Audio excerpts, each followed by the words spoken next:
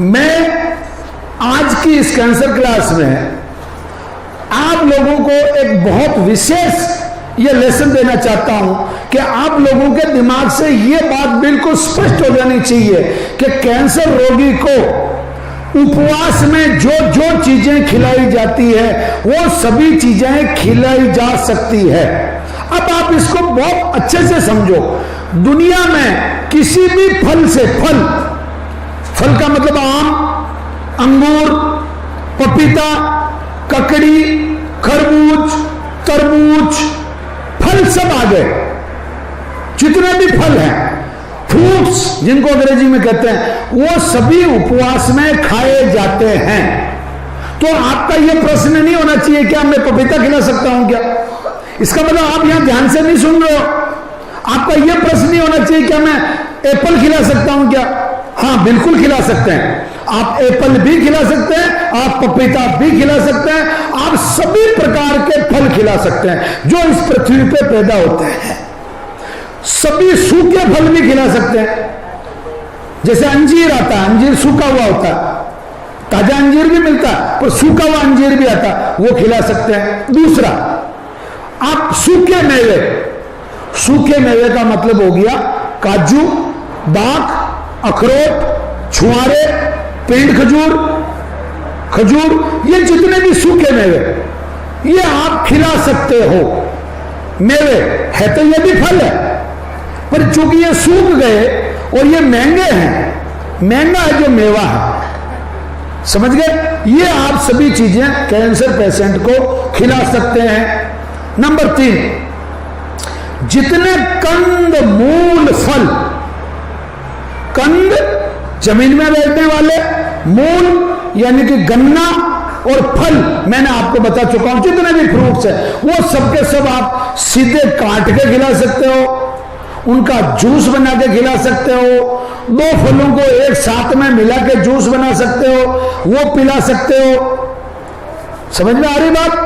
परंतु सबसे अच्छी बात यह है कि जितने प्रकार के फल हैं उनका फाइबर अगर बचा रहे, अगर सीधा खाया जाए पेशेंट के द्वारा जूस की बजाय, तो ज्यादा फायदा करता है। अगर खाने की स्थिति में पेशेंट है तो फल खाओ, उसका जूस मत बनाओ। ये मैं आप लोगों को एक बहुत इंपॉर्टेंट प्रैक्टिस देना चाह रहा हूं। दूसरा, जितने प्रकार की हरी सब्जियां हैं, जितने प्रकार की, यानी कि आप भिंडी खिला सकते हो, ग्वार फली खिला सकते हो, तरोई खिला सकते हो, सलजम खिला सकते हो, मतलब कंद जितने भी है, शकरकंद खिला सकते हो, आप उसको मूली खिला सकते हो, आप उसको गाजर खिला सकते हो, आप उसको गराड़ू खिला सकते हो, आप उसको रतालू खिला सकते हो। मैं आज नाम ले लेके बता रहा हूं, यानी कि जितने जमीन में कंद बैठते हैं सब खिलाओ।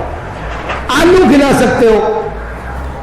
अब बहुत सारे लोगों का प्रश्न होता है कि आपके उस पैकेट में लिखा हुआ है कि आलू नहीं खिलाना रक्त शोधन के, वो केवल चर्म रोग वालों के लिए मनाही है, कैंसर वाले के लिए मनाही नहीं है। कैंसर वाला आलू खा सकता है, बस शर्त उसको गैस नहीं बने, मतलब वो गैस उसको नहीं बने। अब आप अन्न पे आ जाओ। मैं ये कहता हूं अन्न 16-17 प्रकार के ऐसे अन्न और दालें हैं जो आपको नहीं खिलानी है। ध्यान से सुनना, जो नहीं खिलानी, जो इस लिस्ट में है जो मैं बता रहा हूं, इसके बाहर कुछ भी नहीं है। गेहूं नहीं खिलाना, जो नहीं खिलाना उनके नाम बता रहा हूं। गेहूं, जौ, ज्वार, बाजरा, मक्का, उड़द, सोयाबीन, चावला, चावल और राजगिरा। मूंग खिला सकते हो, मूंग इस श्रेणी में नहीं है। मूंग पुष्प है, मूंग दाल नहीं है। मूंग पुष्पम समर्पयामि नमः, कभी पूजन करवाया हो तो मूंग पुष्प है। मूंग खिला सकते हो, सिंगाड़ा खिला सकते हो, राजगिरा खिला सकते हो, सॉरी रागी खिला सकते हो, राजगिरा नहीं खिलाना, रागी खिला सकते हो। सामा चावल आता है सफेद सफेद छोटा, वो सामा चावल खिला सकते हो।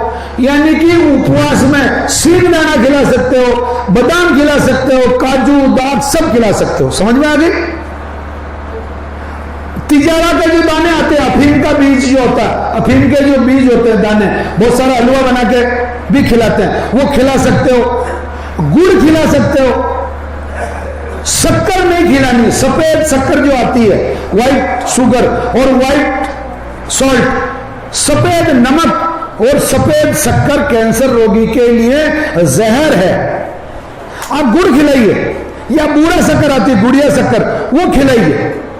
गाय का दूध खूब पिला सकते हो, बकरी का दूध खूब पिला सकते हो, पर्याप्त मात्रा में गाय का दूध पिलाओ। अच्छा, बहुत सारे कल मुझे कुछ लोग पूछ रहे थे, साहब उनको मावा खिला सकते हैं क्या? पेठा, मतलब वो मावा खेनी या मावा जो बनाते हैं अपन, मिठाई पेड़ा। हाँ भैया, बिल्कुल खिला सकते हो। खिलाओ तो सही, दूध लाओ 5 किलो, उसका मावा बनाओ, उसमें मिश्री डालो, शक्कर नहीं डालनी, और खिलाओ ना, और खुद भी खाओ। मान लो खुद पेशेंट को भी खिलाओ और खुद भी खाओ। पेशेंट की सेवा करने वाला व्यक्ति पेशेंट को दी जाने वाली सभी चीजें खाने का हकदार है, उसका राइट है, लीगल राइट है, उसको कानूनी हक है कि वो उन चीजों को खाए। और ये कह के खावे कि पहले मैं खा के देखता हूं, देखे इसमें कोई गड़बड़ तो नहीं है, और फिर उसको पेशेंट को खिलावे। राष्ट्रपति को और प्रधानमंत्री को सीधा नहीं खिलाते, पहले उनके डॉक्टर उसको चखते हैं, एक चखैया होता है उनके वहां। आप चखैया बन जाओ उसके, इससे फायदा क्या होगा? फायदा यह होगा कि आप उसकी समय पर सेवा करोगे, क्योंकि समय आ गया। अब एक विशेष चीज बताता हूं आपको। कैंसर रोगी को एक साथ अधिक मात्रा में, चाहे पौतान आटे की रोटी हो, चाहे पौतान के शक्करपारे जो बिस्किट आपको बाहर मिलते हैं वो हो, चाहे हलवा हो, कोई भी खाद्य पदार्थ हो, बहुत अधिक मात्रा में नहीं खिलाना, उसको टुकड़ों में खिलाना है, किस्तों में। मतलब ये नहीं कि एक ही बार आधा किलो खा लिया, उसको 100 ग्राम खिलाओ, फिर कुछ समय का रेस्ट दो, फिर 100 ग्राम खिलाओ, फिर कुछ समय का रेस्ट दो। ये आपको करना है। ये जो और भी इसमें गौमूत्र के मामले में मैं बहुत क्लियर कर देता हूं, कुंवारी बच्चिया का गौमूत्र काम में लेना है। गाय का गौमूत्र जो बच्चा बच्ची दे चुकी है, जिसको बच्चिया या बच्चा हो चुका है, वो गौमूत्र, उस गाय का गौमूत्र काम में नहीं लेना है, बच्चिया का लेना है, जो बच्चिया कुंवारी है, यानी कि जो अभी तक ज्ञापिन नहीं हुई है। समझ में आ गई? तो मैं पुनः आप लोगों को एक सूची बता रहा हूं। सभी प्रकार की सब्जियां खा सकते हैं, सभी प्रकार के हरे फल खा सकते हैं, सभी प्रकार के सूखे मेवे खा सकते हैं, सभी प्रकार का गुड़, और ये केवल शक्कर नहीं खानी है, और सॉल्ट जो सफेद नमक आता है वो नहीं खाना, उसकी जगह आप सेंधा नमक और काला नमक खा सकते हैं। और गाय का घी खा सकते हैं, गाय का घी पर्याप्त मात्रा में, आपका जितना दम है उतना खिलाओ, कैंसर पेशेंट को बहुत फायदा करेगा। बकरी का दूध पी सकते हैं, बकरी का दूध बहुत फायदा करता है।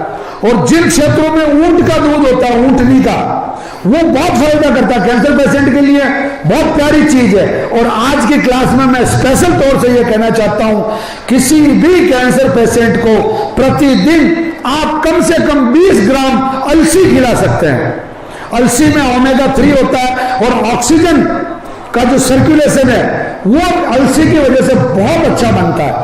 तो अलसी आप प्रतिदिन 20 ग्राम के हिसाब से तुरंत उसको, अगर आप चबा नहीं पाते तो उसको मिक्सी में ग्राइंड कर लो, सलाद में डाल लो, या सब्जी में डाल लो, या भोजन में मिला लो, या दूध में डाल के पी जाओ, या सीधी खा सकते हो तो सीधी खाओ।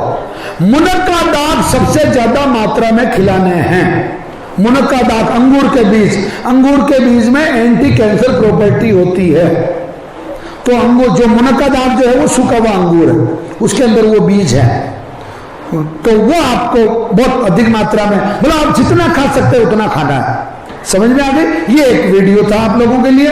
जो ये जो मैंने आपको बताया था, एक्चुअली 2 तरह के चीजें मैंने आपको बताई थी। एक तो होता है राजमा, जो राजमा है वो दाल है, वो चने की श्रेणी में आता है, वो चौले की श्रेणी में आता है। वो उसके अंदर ये PD1 और CTLA4 ये 2 तरह के मतलब फंगस होते हैं, ये दो तरह के प्रोटीन होते हैं इस फंगस के। तो इसलिए आपको राजमा नहीं खाना है, परंतु जो राजगिरा है, राजगिरा जो उपवास में खाया जाता है, वो आपको कैंसर पेशेंट को खाना है।